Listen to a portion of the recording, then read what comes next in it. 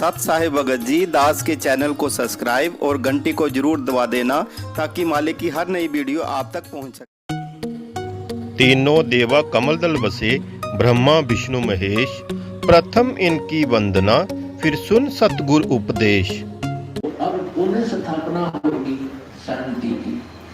तो अब यहाँ क्या बताते हैं कि उस परमात्मा को यहाँ की उग्र गतियां यानी खतरनाक स्थिति प्रेरणा करती है, तब वो परमात्मा एक सुंदर शरीर धारण करके यहाँ प्रकट होता है।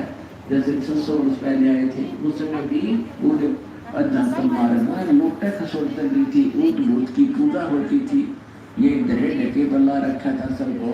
तो परमात्मा ने आके पुनः स्थापना की थी और 64 लाख से सो गए थे उस दानक के, जिस पर धानक कहते थे, दुल्हा कहते थे। यदि वो परमात्मा ना होते आज से 600 वर्ष पहले भारत वर्ष के अंदर 64 लाख से सोना कोई बालकों का खेल नहीं है।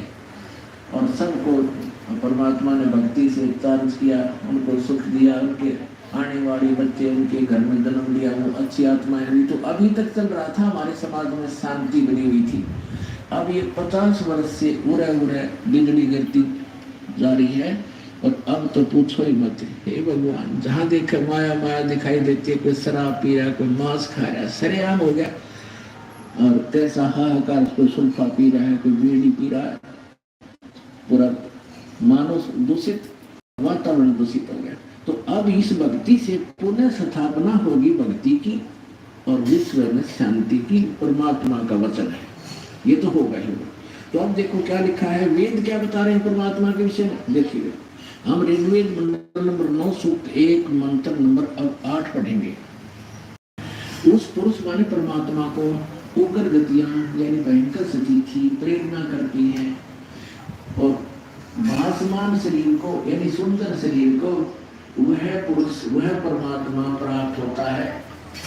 और किस प्रकार होता है, अब यहाँ लिखा है कि जिसमें उस शरीर वो परमात्मा 3 प्रकार से दूसरों का वारण यानी कल्याण करने के लिए मधुमय शरीर मिलता है। उस परमात्मा को वो परमात्मा ये समझो 3 प्रकार दूसरों का पालन करने के लिए, धारण पोषण करने के लिए, कल्याण करने के लिए 3 प्रकार क्या शरीर धारण करते हैं। 3 प्रकार से, एक प्रकार का तो आपको बता दिया कि परमात्मा ऊपर रहते हैं, वहां उनके शरीर की शोभा मनुष्य सदृश है, राजा के समान दिखाई देते हैं, सिर पे मुकुट है, छत्र है और तख्त पर बैठे हैं सिंहासन पर।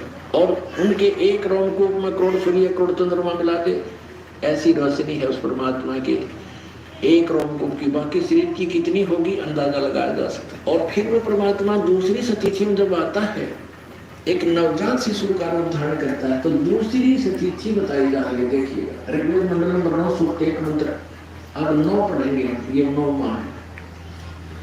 इसमें लिखा है कि अभी इमम अधन्या उत्सनंती धेनु माने गाय, शिशु माने बालक रूपधारी, सो माने परमात्मा, इंद्राय पात्वे। इसका अर्थ है इमम माने उस, सो माने परमात्मा, पुरुष माने परमात्मा को, पुरुष माने परमात्मा, क्योंकि उन्होंने यहाँ सो माने परमात्मा कोटवा से लाइव सत्संग देखे हैं आप।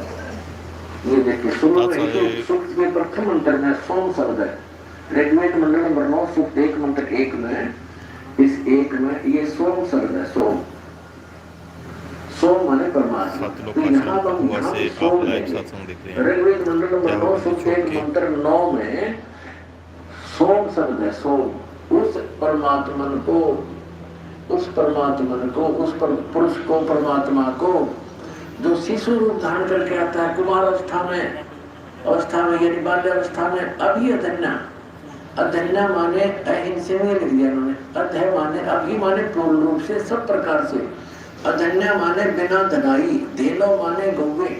हमारे यहाँ क्षेत्र में हरियाणा के अंदर जो गाय नए दूध नहीं होती, गर्भ धारण नहीं किया जिसने, तो उसको ये कहते हैं ये बिना धनाई है, अधन्या।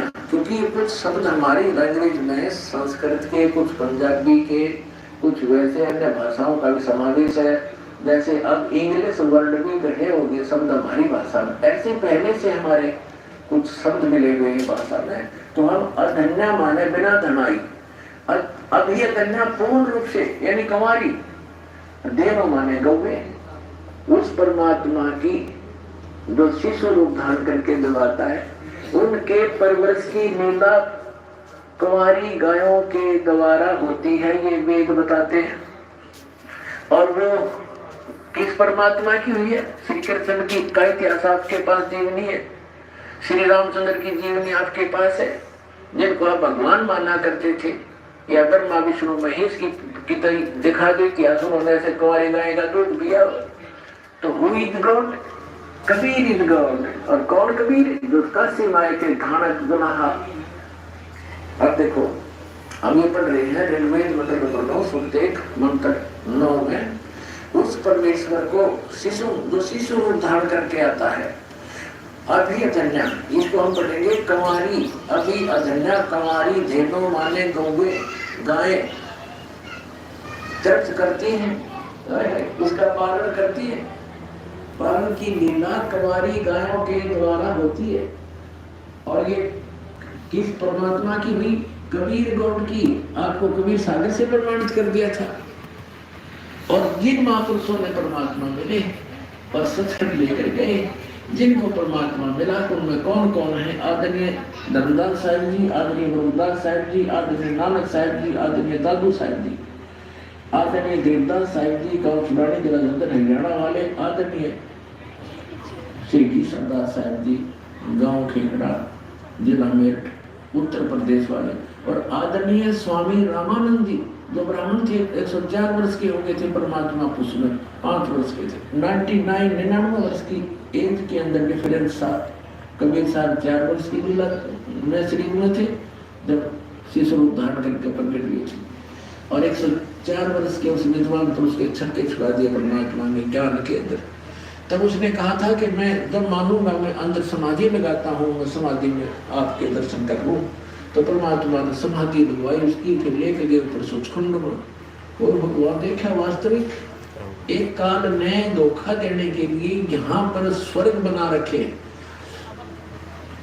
और यहाँ की 4 मुक्तियां बता रखे। चारों मुक्ति भी का भी समय सीमित है। ब्रह्म लोक में गए हुए प्राणी भी वापस जन्म मृत्यु में आते हैं, और केवल उस अमर लोक में शाश्वत संसार में गए हुए प्राणी कीर्तन लोक में संसार में जाते। साहेब